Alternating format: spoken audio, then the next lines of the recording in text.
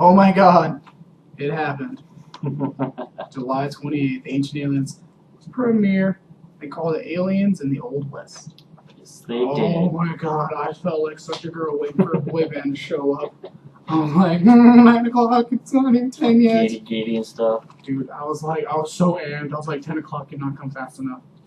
So, anyway, is what the hell is that with Mike? And Ricky. Here we go. Alright, now the show opened up with clips from Cowboys and Aliens. Oh, Looks like epic. an awesome movie, by the way. It's so epic looking. Oh, I'm so happy for it. Now, in the clippings, the guy that narrates the show says, could this be from fantasy or actuality? And then open up the whole opener like it always does. Oh, I'm so excited. Oh, I got chills from him. Alright, now, the first thing that they talked about was the Aurora crash in Texas. The Aurora, Texas crash or whatever. Back in 1879. Most of y'all should know about that one. It's pretty famous by now. It's pretty well known. UFO hunters have been talking about it. Fact or Fake did something on it too as well. Yes, So, for those of you who don't know, I took notes via YouTube. I was allowed to. Alright, now, for those of you who don't know about this, the UFO crashed on a ranch in 1897 on a guy named Judge Proctor who lived in that area at that time, who was the town's judge. Okay? The UFO hit the judge's windmill, it exploded, and it crash landed. Okay? You know that they've tried to disprove that because there wasn't a windmill there. He didn't actually have a windmill. But what he did have was a tower that he used for pumping some stuff, and it wasn't actually a windmill, but that's what actually it was. Oh, I didn't know that. That's so strange. Watching something this morning actually about it. A little bit of a side history then. Yeah. Nice. All right. Now, when the judge reported it, the reporter said he found the remains of a charred body, and they said it was not of this world, which back in those days, it meant a lot. It was just weird and very way too science fiction-y for them. The debris was recovered by local law enforcement, hence the UFO cover-up with the governments. Right, yeah. It was back then too. I got kind of worried about that. The thing about that is everybody believes that Judge Proctor buried it in his well. Oh, yeah. And others believe that, that they took away local law enforcement. But crazy thing is about the rumor of the well is some guy by the name of Raleigh Oates bought the land like a few years later from the judge, and he was cleaning out the debris from the well, and he got a severe case of arthritis, and his hands were all swollen. Yeah. And they look so deformed, and it was from it was from aluminum exposure or radioactive exposure. Radiation exposure is what they were saying it was. Yeah, I was just like, all right, but he died from it like years later, and his descendants got ill, and the last descendant from the 50s decided to cement the well completely, and so no one can get in that water, and that's fine. That's a big safety issue. Yeah. So now the funny thing is about the crash that landed, the townsfolk held a Christian ceremony burial for the alien being or whatever in an unmarked grave. No, it was marked. They had a tombstone there when they buried it. It said it was an unmarked grave. No, they originally put a tombstone up with it. Man. And what happened was years later, when people were doing research on it or whatever, the tombstone disappeared. Well, I don't know. It was just a rock. They said it was like unmarked. There was nothing on it. And yeah, there was a tombstone. I mean, it was a small little rock-looking thing, but there was something there. All right, now, back in the 60s and 70s, a couple of scientists and what do you call those people? Conspiracy theorists wanted to examine the body, and the local cemetery owner said no. And that started a huge, why can't we view it? It's part of our history. kind of thing, Right. and it just didn't sit right with a lot of Just people. just adds to the conspiracy of, you know, like what are they trying to hide now, you know? Yeah, and the crash happened like what did they say, like 50 years before Roswell? Yeah, it was like 50 years before Roswell, something like that. Yeah, and then like I don't know, because they said it's like combined somehow, connected. Now, a scientist and one of his friends did ground penetrating radar over the cemetery where the rock was supposedly missing from the site, and they said they got a hit of a small shallow grave, and they detected metal. A few years later, they came back and you couldn't find the hole, and there was no metal in the ground anymore. Like someone extracted it. What they said they found a couple of holes drilled into the ground where it was. Yeah, and I thought that was kind of strange. I was like, It's very strange. why? It just doesn't make any sense. And I'm big on the UFO conspiracy, as anyone will know, on this channel. So, now here is the second part of the show. Okay? Serpent's Mound in Adams County, Ohio. Yes. Did you take notes on this one? Took a little bit. Yeah? What'd you get, buddy? Well, let's see. What happened was president or whatever after the Civil War, or not the Civil War, but after the Revolutionary War, he gave this land to some of the settlers to use. And when they got there, they found these mounds, burial mounds, but they found one that was in the shape of a serpent, and they called it Serpent Mound. They found no burials in that one whatsoever, none. It actually was built on the edge of a meteor crater years and years and years before. Like millions of years. Yeah. Millions. Lots of years by the Indians, Native Americans that lived there, you know, however many thousands of years ago or whatever. From the beginning of the settlement of it. Yeah. Our people. What I found strange about that was it was only being, just like the Nazca lines, it can be only viewed from the sky. Right. And that place is secluded off to the locals. Even the Native Americans can't even go on there. It's protected land. Right, yeah. They don't want to touch it because it's a holy site. According to the Native Americans, it's a holy site. According to the Shawnee, who are the Native Americans that reside there, or in the area, that the Serpent Mound was used by alien beings as a marker for something. They believe that they were mining some iridium.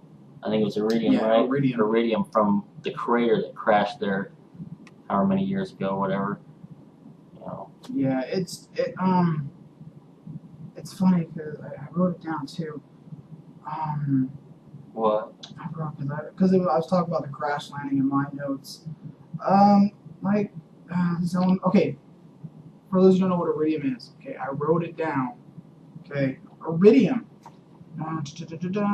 is the element that can withstand temperatures up to 1200 degrees Celsius, and it's a rare element not known to Earth. It's an outer space kind of element. It's weird. I don't know. Yeah, it's mostly from outer space. And what NASA uses iridium for is for the unmanned space probes that can go further deep into space without having to use any other energy but the iridium, because it's what do they call it? It was nuclear.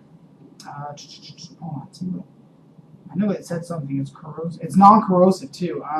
Yeah, it's not corrosive, and it'll last for a long, long time. Oh, because it has a radioactive source. That's why. Right. Because it can rely off that radioactive source for a long, long time, past Jupiter and beyond, away from the sun. I see. I paid attention to this and I just wrote it down. Okay, the mound. Maybe it was 18. Yeah.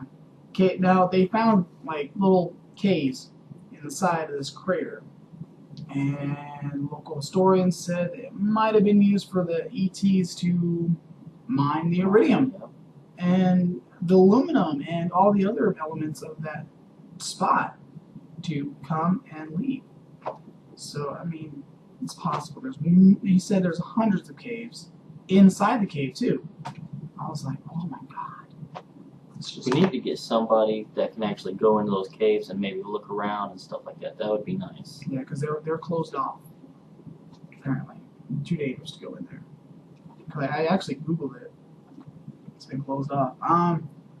what some historians actually found out is that Serpent Mound is lined up with the constellation Draconis, or Draco. Yeah. And the pyramids are lined up with Draconis. Worlds apart, but one constellation. I find that kind of odd, you know? And it's funny because it also follows the winter, summer solstice, the 18.6 year lunar cycle. Yep. I was just like, oh my god. Oh man. I wasn't aware that we had something like that here in the States. I didn't know either. I was shocked. And I was like, oh, alright, it's a place to go look at. I want to go see it now. And the funny thing about there's like limestone, or what do they call the other stone? It was a different kind of stone. And What was it? I can't remember now. I don't know, but it's more rare than lime apparently. But they said that at the end of the Serpent Mound, there looks like a mouth about to eat an egg. In the center of that egg, limestone would have been put there for lightning to strike. Yeah. Repeatedly and not miss it for energy purposes. Talk about going green. Yeah. Oh my god, this next one made me laugh so hard. Which one is this one? The Book of Mormon. Oh yeah, the Book of Mormon. Dude, like, I'm half Mormon. This shit just made me laugh. Maybe not. You're Want to half go to that Mormon? church. Yeah. I don't know if I should be hanging out with you now. Well, I don't go. Like, I just don't like the church. For those who are Mormon watching this, I'm sorry. You guys are just crazy. Technically, you should be right along with them since you believe in aliens and their whole faith is based on aliens. You want to know why? I'll tell you why. Moroni. Moroni is an alien.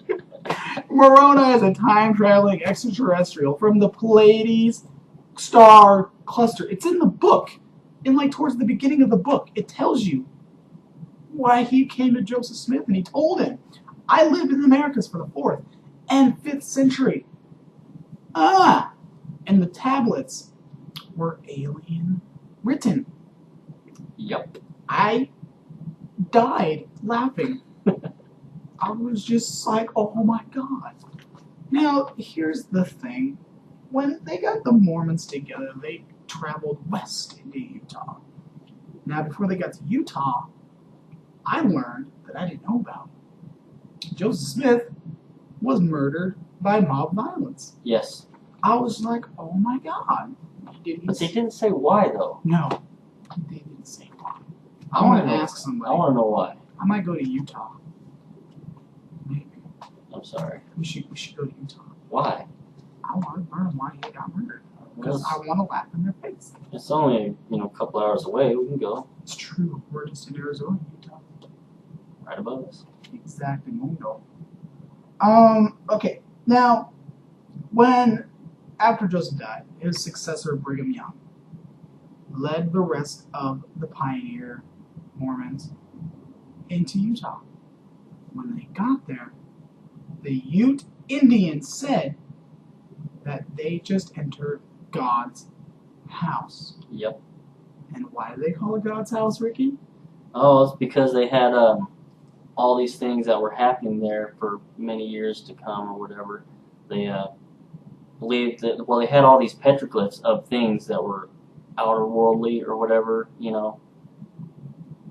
It was just strange. They on the walls they had men in spaceships. Yep, men in suits, and men with antennae on their head. Did you see the one petroglyph that actually looked like a spaceship? Had it looked wings like out an orb and like two, like little dots. Yeah. Thing. Yeah. Yeah, it was like that coming down like this and around, whatever. Yeah, I saw that. It's crazy. See, this is going to be a long one, so this is going to be a part 2 coming up in like 30 seconds. Yep. So we'll get back to you and we'll continue this little conversation. All right. Now, back to what we were talking about in Utah. Now, it's just very strange. Because before Joseph Smith died, he thought he was so close to the Native Americans, which made me laugh too. Yeah. Because he was sent by God's messenger from the Pleiades. By the way, there's gonna be one thing I'm gonna be talking about on one of my shows about this whole God thing. Because remember in New Zealand, the guy who was contacted by a Pleiades extraterrestrial? You remember that, like in the 70s and early 80s? I think so, yeah. Yeah. Okay. Well, we'll talk about that later because I don't want to stir any controversy right now. Yeah. Let's just move. All right. All right. We move on. Not for Mormons. Yes. Enough. Enough. Anyway, Great Falls, Montana, October 18th or not 19th, 1865. This. That's where I stopped on my This is kind of weird. It was like 6 months after the assassination of Abe Lincoln.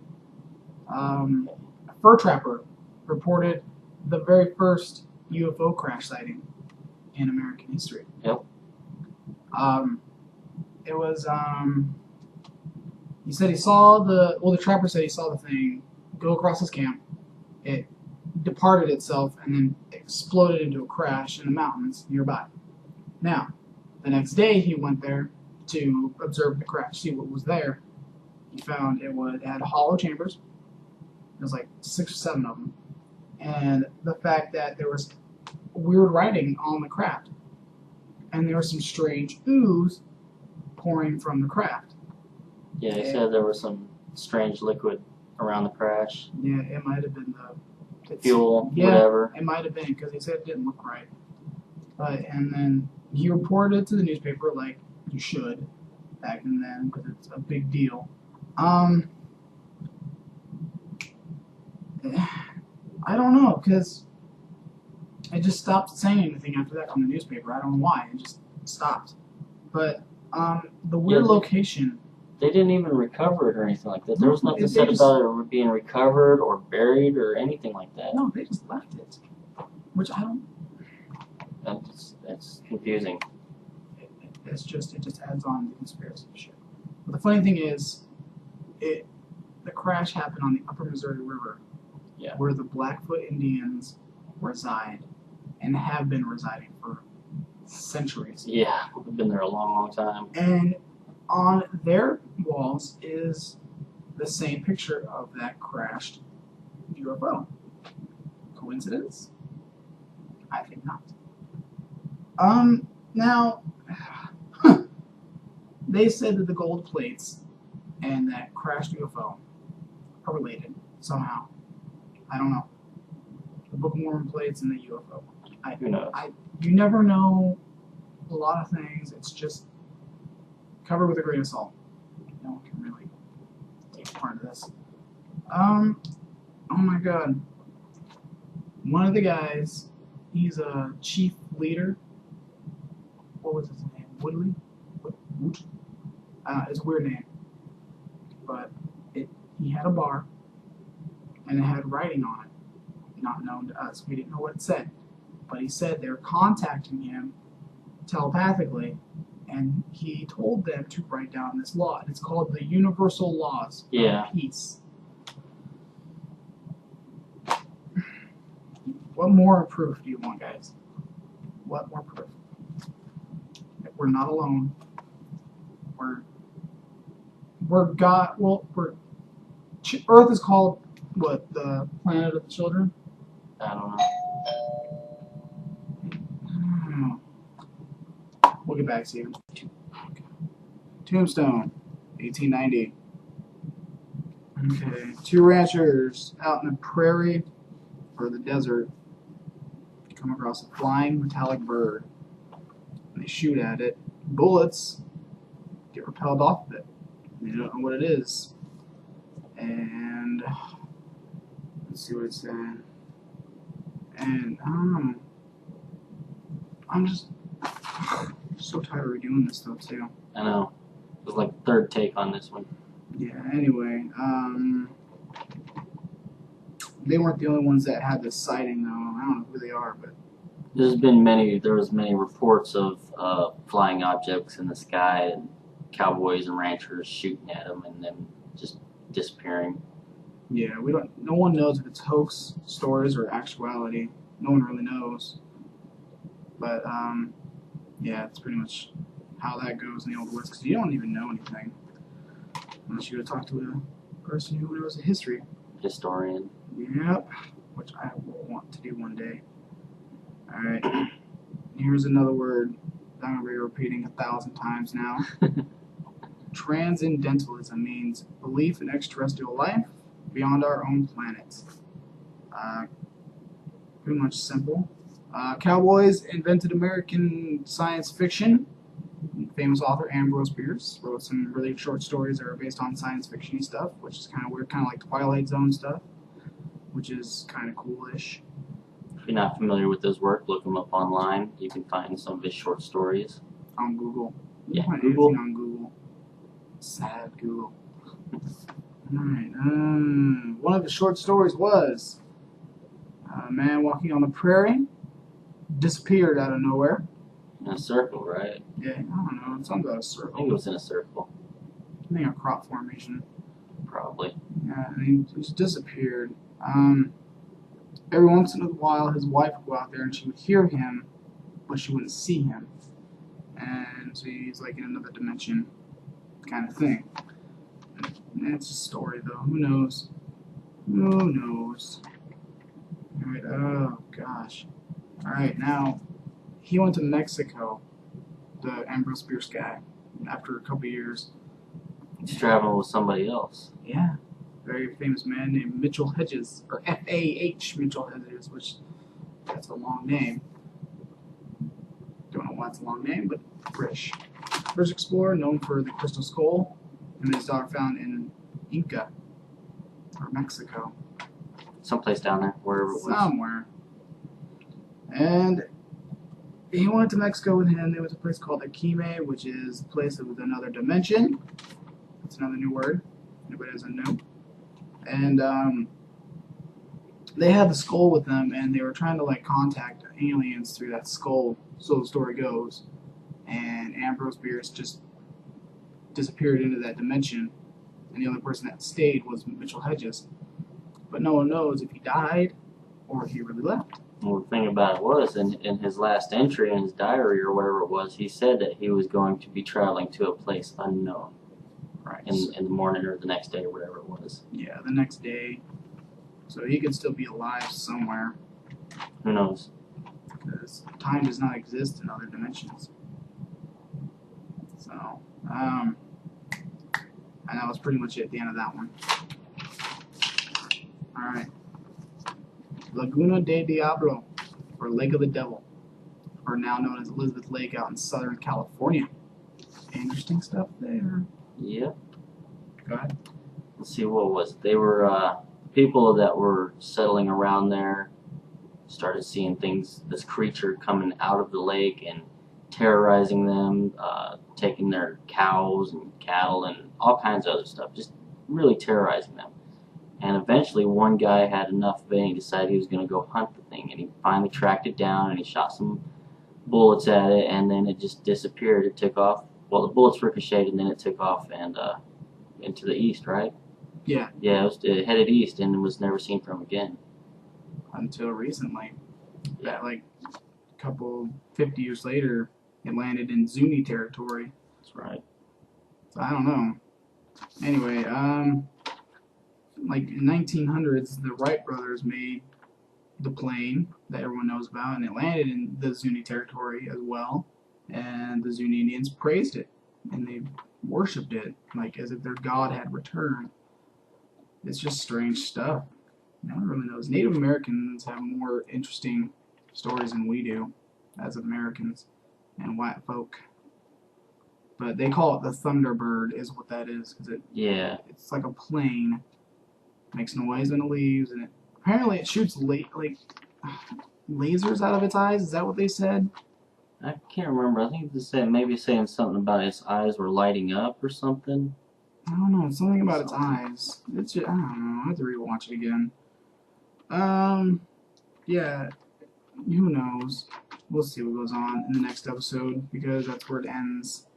That's where it needs to end. But anyway, finally we're finishing this, so no more interruptions, no more outside interference. Yep. No more power outages. So, alright guys, give us your comments, thoughts, rates, comments, subscribe, do whatever. That's me from us. If you guys have questions, we'll answer them. Hey. Alright. See you guys.